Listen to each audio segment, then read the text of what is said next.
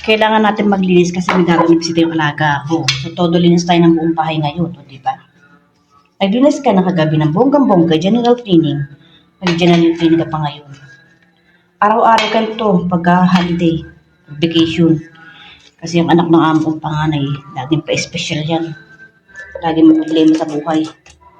Laging may diskusyon. Wala tayong choice. Anak siya, kadama lang ako. Kung anong gusto niyang gawin, ginagawa niya. Wala tayong magagawa, di ba? Didinis, general cleaning. Hello everyone! Ako nga pala si Jasmine, ang kadamo ng Saudi Arabia, Middle East. Kagaya nga ng sabi ko, may bisitang mga alaga ko ngayong araw na to. Same day, same time, same channel.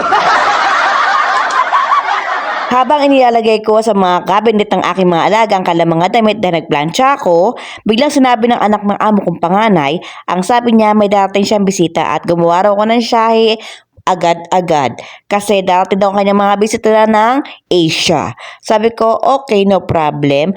Pero sana sasabihin mo bago dumating ang bisita mo para at least nakakapag-prepare ako, nalilinis ko yung buong bahay.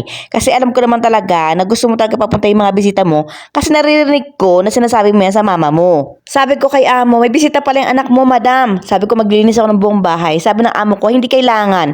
Naku, hindi kailangan. Kilala ko ang anak mo, magagalit yan pag hindi ko nilinis ang buong bahay kasi may bisita siya. Kaya kailangan linisin ko. Yung dapat kong tanggalin, dapat ko nang tanggalin. Kaysa naman magalit yan. Sa akin ka, kung wala namang problema kasi ako'y kadama lamang, kayo yung mga amo, diba? Kayo ang masusunod kasi bahay nyo to. Ang mga alaga kong maliliit ay dinala ng amo kong lalaki sa bahay ng tatay niya. Ang amo ko na mababae ay nagpunta sa side ng nanay niya. Yung nanay ng nanay nun, kumbaga lola niya. Kasi magpipinsan may gathering every Friday. Kaya doon siya every Friday, hindi pwedeng hindi siya mapupunta ron kasi nga andun yung kapatid niyang babae at saka yung nanay niya. Mamimiss out niya pag hindi siya nagpunta. Kailangan lagi siyang present. At eto na nga, pagkaalis ni among lalaki at ni among babae, dumating naman na ang kanyang mga bisita ng 10:05 p.m. O diba? 10:05 p.m.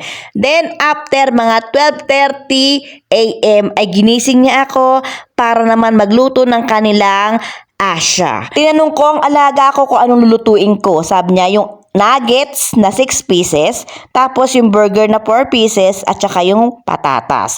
Kaya ngayon, uunahin ko munang prituhin ay ang patatas. Saka ko isusunod ang nuggets, then ang burger. So, simulan na natin ang pagluluto. Una ko nga pinirito ay yung price kasi paborito ng mga alaga ko. Sa totoo lang, yung binibiling price ngayon ni madam ay magandang klase. Kasi meron na siyang salt. Hindi mo na kailangan lagyan ng salt. Nung natikman ko nga yung price na napasabi ako na, oh my God, you're so yummy!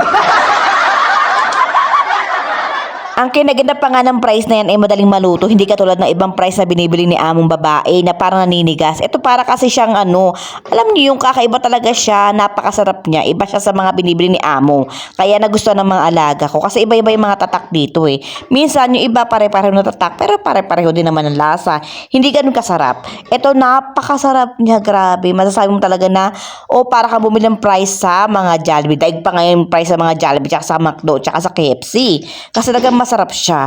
Tapos na natin ang ating fries. Syempre, kailangan natin mag-gloves at isusunod na natin ang nuggets. Hindi natin pwedeng kamayin yan mga guys dahil may CCTV dito at masisira ng mga alaga ako. Hindi po pwede dito yung basta-basta kakamayin mo at lahat masisira ng mga tiyan nila.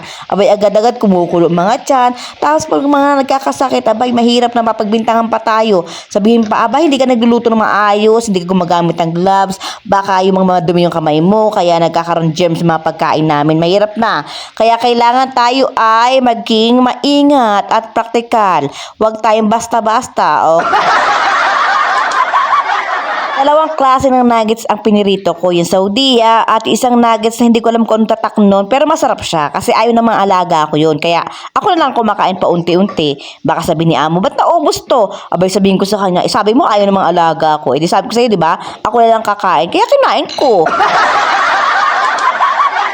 Dito nga pala sa bahay ng amo ko ay may ilang CCTV. May CCTV sa kusina, sa sala at sa kwarto nila, lahat may CCTV. Mahirap na, kaya kailangan maingat akong kumilos kasi alam niyo naman ang mga isip ng mga Arabo. Madali silang mag-isip ng hindi maganda sa kapwa nila, palibhasa gawain din nila. O di ba? Aminin natin.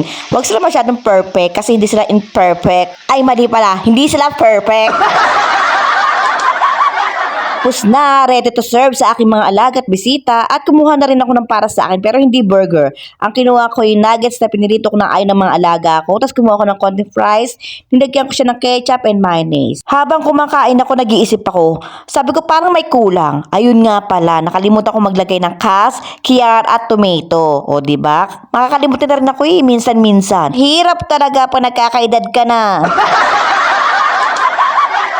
Kung nagustuhan niyo ang video ko, don't forget to follow, like, comment, and share. Thank you for watching!